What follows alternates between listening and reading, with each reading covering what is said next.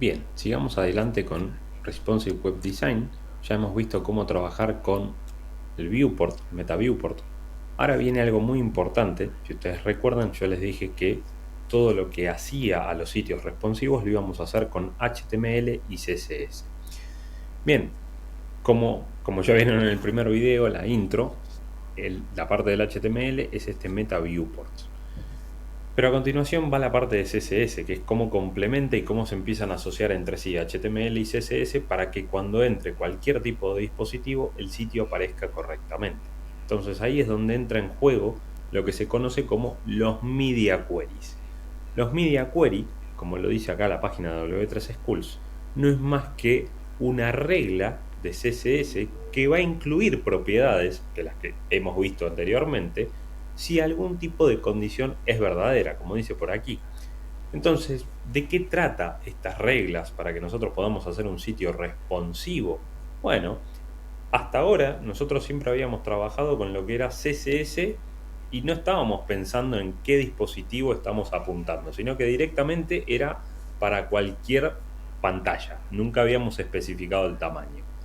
Justamente lo que hace e introduce justamente HTML5 CSS3 es esta regla de Media Query, en donde nosotros, acá tenemos un pequeño ejemplo y ahora lo vamos a ver, le decimos al navegador que está ingresando, y esto puede ser una computadora, un celular, una tablet, un Smart TV, qué reglas queremos que aplique para cuando entre la pantalla en cuestión. ¿Qué quiero decir con esto?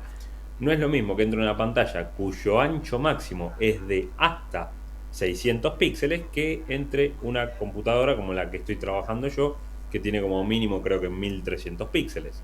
Entonces, a ver, ahora vamos a ver un poco más en detalle y demás, pero vayamos con el primer ejemplo, acá que tenemos para probar justamente de qué se trata.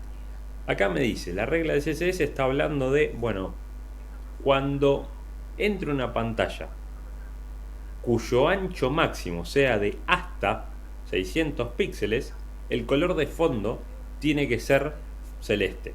Si no, aplica un verde acuoso, lavado, más sencillo.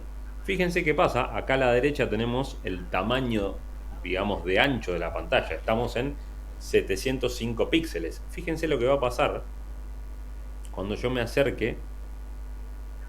Acá lo tenemos. Estoy en 602, 603, ahí. Me paro en hasta 600, justo en hasta 600. Bueno, en ese caso, ¿qué fue lo que pasó? La regla de CSS es la que entra en juego. Y acá es como cuando asocian el concepto de responsive, responsivo. ¿Responsivo a qué? Al tamaño de pantalla. Acá lo podemos ver que 600 píxeles de ancho. Perfecto. Ahí lo tienen, cambió el color de fondo. Si yo agrando esta pantalla, inmediatamente verde, acuoso, lavado, como sea. Probémoslo para cambiarlo y no quedarnos con el color de fondo por default rojo. Color de fondo si es más pequeño que, perdón, si, sí, bien digo, si es la pantalla es hasta 600 píxeles, ahí lo tenemos, gris. Evidentemente 725 píxeles, rojo, si yo empiezo a achicar, ahí lo ven, gris cuando toca, y fíjense que abarca hasta es inclusivo hasta el 600 inclusive. Si yo me paso a 601, ya inmediatamente deja de cumplir la regla, con lo cual inmediatamente aplica color rojo. Bien, esto es lo fundamental o lo mágico, como digo yo así, muy entre comillas, de empezar a entender cómo es que funciona el tema del responsive. Fíjense el ejemplo tan simple como HTML con el viewport y rápidamente trabajando con los media queries. Nosotros definimos que, bueno, cuando entre una pantalla de hasta tanto, queremos que suceda esto. Si hacemos un raconto de las cosas que estuvimos pasando, o mejor dicho, repasando, HTML estructura, CSS para justamente llegar al camino del responsive. Veamos entonces ahora cuáles son todos los media queries que rápidamente ustedes pueden hacer así, media queries, CSS, y lo muestro de esta manera porque es la que les recomiendo que se acostumbren a hacer. Acá tenemos la página de Developer Mozilla, que ya me han escuchado nombrarla varias veces, donde les va a contar de la sintaxis, que fíjense que lo pego al que estábamos trabajando recién, nos define justamente el ancho de pantalla máximo que va a tomar, y bueno, en función de eso, otra vez, accedemos por el nombre del elemento, por ID, por clase, pero en definitiva es lo mismo que aprendieron con CSS. Lo que cambia ahora es que para cada, vamos a decir, tamaño de pantalla, porque va a depender de qué es lo que ustedes definen acá, van a indicarle las propiedades de CSS. Y acá tienen, obviamente, esta página, como siempre dije, es como la documentación oficial. Van a tener las definiciones de el máximo de pantalla, el mínimo de pantalla, la orientación. No es lo mismo que esté en modo horizontal o vertical el dispositivo. Lo pueden también trabajar con CSS. Ahora bien, si ustedes empiezan a mirar todo esto, se darán cuenta que hay algo que nos va a prolongar muchísimo el proyecto, el desarrollo, el tiempo de trabajo. ¿Y qué es eso? Bueno, justamente que nosotros tenemos que definir, si yo agarro este ejemplo de por acá, para cada pantalla que estemos trabajando, vamos a tener que definir las clases que queremos aplicar. ¿Qué quiero decir con esto?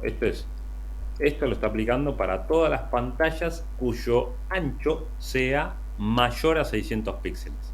Entonces, bárbaro, ahí es muy simple, pero si quiero definir, no sé, que el elemento P tenga un color de, voy a hacer algo, yellow, no va a quedar muy elegante que digamos, pero para que vean el ejemplo, cambiarle el color, no sé, green.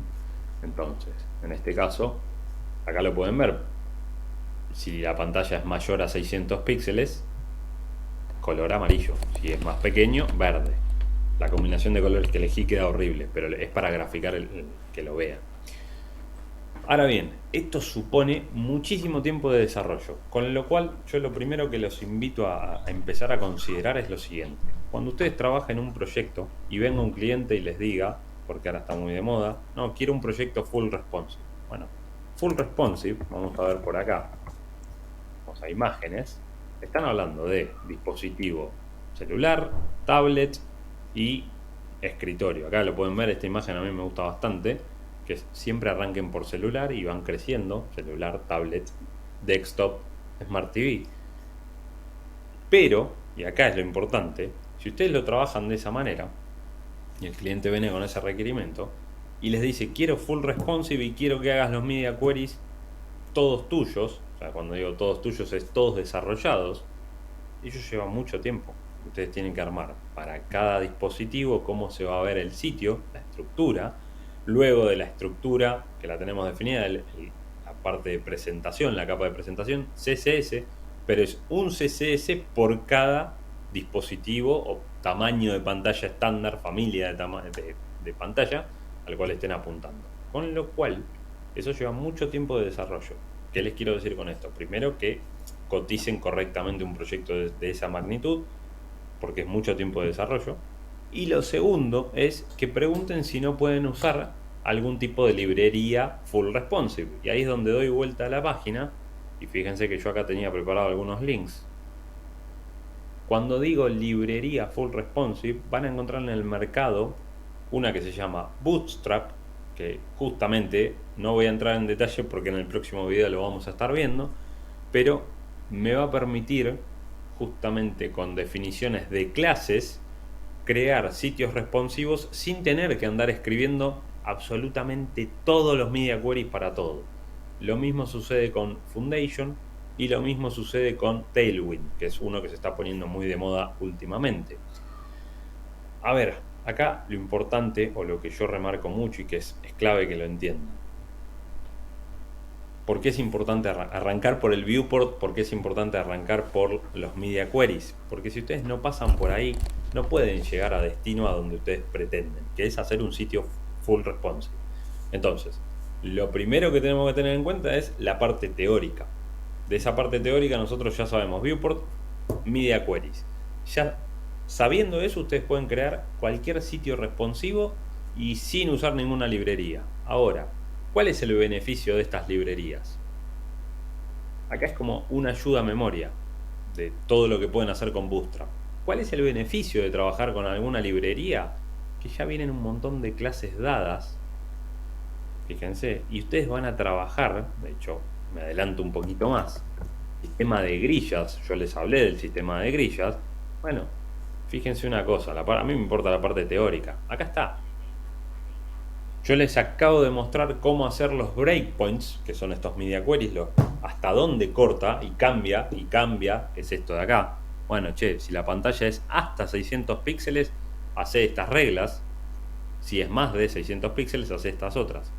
Bootstrap todo eso, perdón, acá se me fue el link, ya lo trae resuelto. O sea, me está diciendo, bueno, mirá, cuando vos quieras apuntar a dispositivos cuya pantalla sea más pequeña que 576 píxeles, tenés que hacer esto, con estos prefijos de clase, lo mismo con small, medium, large, extra large. Y fíjense que define los tamaños. Esos tamaños que ustedes ven acá en Bootstrap son lo que nosotros en CSS llamamos los breakpoints, justamente en dónde va a cortar. O sea, si yo vuelvo por acá, el breakpoint es justamente hasta donde yo quiero que llegue y que corte. Entonces, lo importante es, haciendo un raconto de todas las cosas que estuvimos viendo, sabemos hacer sitios responsivos, sabemos trabajar con CSS, Viewport, Media Queries, y sabemos lo que implica ahora, porque pasamos de diseñar un sitio web, una página web, para el navegador en escritorio. Bueno, ahora es como que ese mismo proyecto, si abarcan celular, tablet y dispositivo, vamos a decir, pantalla de escritorio, se triplicó. Beneficio, lo hacen ustedes, definen absolutamente todo ustedes, los media queries y demás. Desventaja, lleva mucho más tiempo. Entonces ahí es donde aparecen estas librerías, Bootstrap, Foundation, Tailwind, y de donde ustedes se tienen que empezar a valer para que cuando un cliente o un proyecto les diga, no, esto está hecho con Bootstrap, lo pueden hacer así, bueno, directamente trabajen con esas librerías, apréndanlas. Mi sugerencia es siempre investiguen. O sea, yo siempre digo, es primero lo teórico, lo que no pueden no saber es el tema del viewport y el tema de los media queries. De ahí para adelante, yo lo que siempre los invito es a que conozcan, que googleen si hay más frameworks, hay, pero googleen. Y lo otro muy importante que lo remarco siempre es síganlos en redes sociales.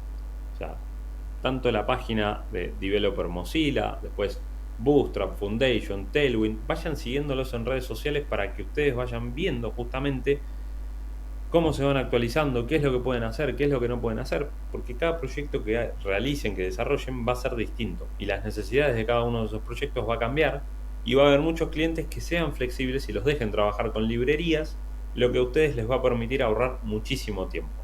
Dicho esto, es para que ustedes no tengan que estar pensando siempre, no, tengo que desarrollar todo de cero. No. Sepan que existen en el mercado librerías que les van a permitir a ustedes cortar un poco de camino y de tiempo.